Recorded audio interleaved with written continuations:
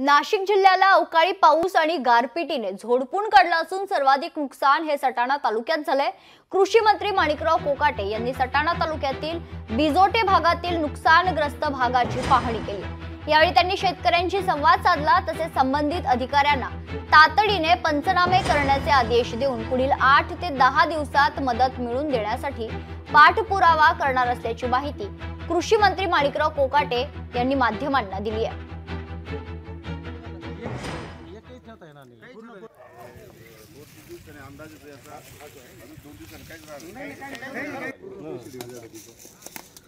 शेवटी अन्न पोहोचवणारे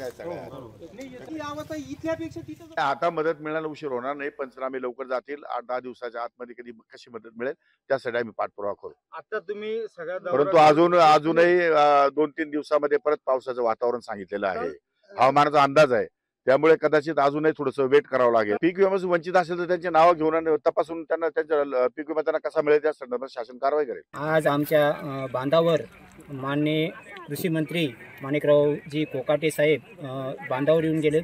त्यांनी सर्व पिकांची डाळिंब, द्राक्षे आणि कांद्याची पाहणी केली।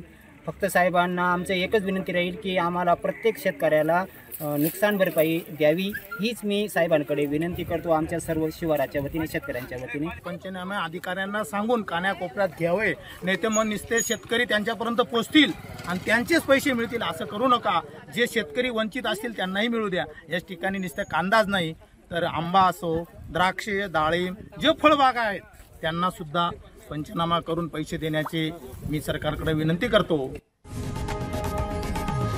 लोकशाही मराठी ऐका, पहा, जागरूक रहा।